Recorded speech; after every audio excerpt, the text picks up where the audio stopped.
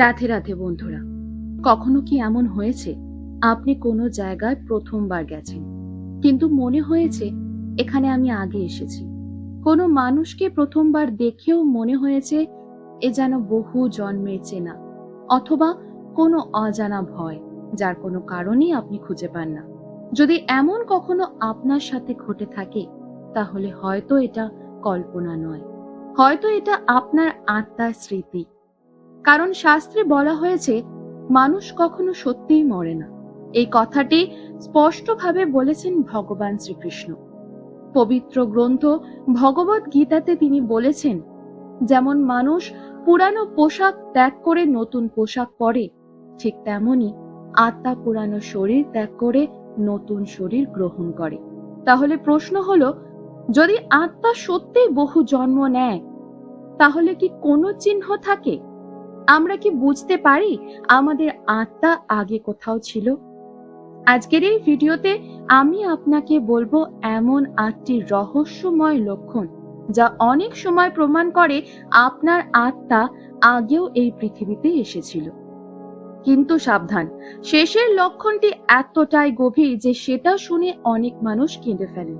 তাই ভিডিওটা শেষ পর্যন্ত অবশ্যই দেখবেন। হিন্দু দর্শনে পুনর্জন্ম কোনো গল্প নয়, এটা একটি গভীর আধ্যাত্মিক সত্য।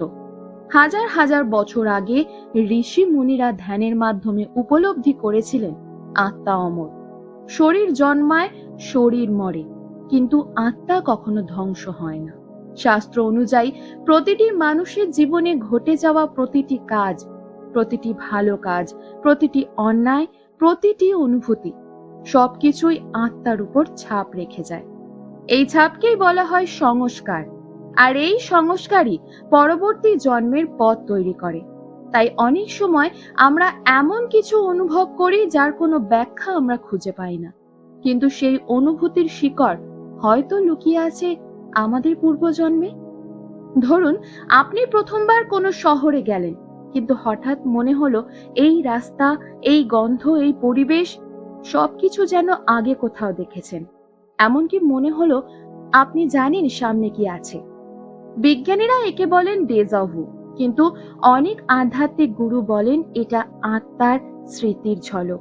কারণ আত্মা হয়তো এই জায়গায় আগের কোনো জন্মে ছিল। অনেক মানুষ আছেন যারা হঠাৎ জলকে খুব ভয় পান, কেউ আগুনকে, কেউ আবার উচ্চতাকে। কিন্তু আশ্চর্যের বিষয় হলো, তাদের জীবনে কখনো এমন কোনো ঘটনা ঘটেনি যার জন্য এই ভয় তৈরি হতে পারে। তাহলে এই ভয় আসে কোথা থেকে? অনেক আধ্যাত্মিক মত অনুযায়ী এটা পূর্ব জন্মের কোনো ঘটনার স্মৃতি। কিছু শিশু জন্ম থেকেই অসাধারণ প্রতিভা নিয়ে জন্মায়। কেউ পিয়ানো বাজায়, কেউ আঁকে, কেউ গান গায়। এমন দক্ষতা যা শেখার জন্য বছরের পর বছর লাগে, কিন্তু তারা যেন জন্ম থেকেই পারে। শাস্ত্রে বলা হয় এটা পূর্ব জন্মের সাধনার ফল। কিছু শিশু ছোটবেলা থেকেই মন্দিরে যেতে ভালোবাসে, মন্ত্র শুনলে শান্তি পায়, ধ্যান করতে ভালো লাগে। এটা অনেক সময় ইঙ্গিত দেয় এই আত্মা আগে আধ্যাত্মিক পথে ছিল। আমরা কিন্তু বাস্তব জীবনেও আমাদের চোখের সামনে এমন কিছু সন্তানদের, এমন কিছু ছোট বাচ্চাদের দেখতে পাই যারা অনেক ছোট থেকে ভগবান কৃষ্ণকে ভালোবাসেন, কেউ কেউ লা মহেশ্বরকে ভালোবাসেন। এগুলো হচ্ছে তাদের আগের স্মৃতির লক্ষণ।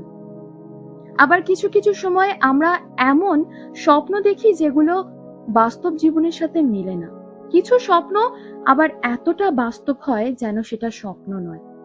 আপনি দেখেছেন আপনি অন্য কোনো শহরে আছেন, অন্য কোনো নামে পরিচিত, অন্য একটি জীবনে বাস করছেন।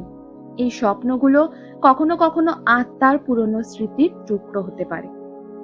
আবার আমরা কখনো কখনো স্বপ্নে দেখি একটা পুরানো মন্দির নদীর ধারে, খুব সুন্দর, যেন দেখে মনে হয় বহু চেনা, কিন্তু বাস্তবে সেই মন্দির কিন্তু নেই। এগুলো কিন্তু সত্যিই আমাদের আগের জন্মের স্মৃতির লক্ষণ। কিছু মানুষকে প্রথম দেখাতেই মনে হয় এ যেন বহুদিনের চেনা। এটা কিন্তু বেশিরভাগ সময় আমাদের সাথে ঘটে থাকে, এর কোনো ব্যাখ্যা নেই, কিন্তু সম্পর্কটা গভীর।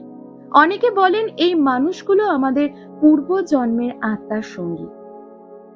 কিছু মানুষের মনে সারা জীবন একটা অনুভূতি থাকে, কিছু একটা যেন অসম্পূর্ণ, একটা অজানা খোঁজ, একটা অজানা টান, যেন আত্মা কিছু খুঁজছে। শাস্ত্র মতে এটাই আত্মার যাত্রা। মনে রেখো, তুমি শুধু এই শরীর নও, তুমি এক অনন্ত আত্মা। হয়তো এই জীবনের আগেও তুমি বহুবার এই পৃথিবীতে এসেছো, আর হয়তো এই ভিডিওটা দেখা কাকতালীয় নয়, হয়তো এটা তোমার আত্মারই ডাক।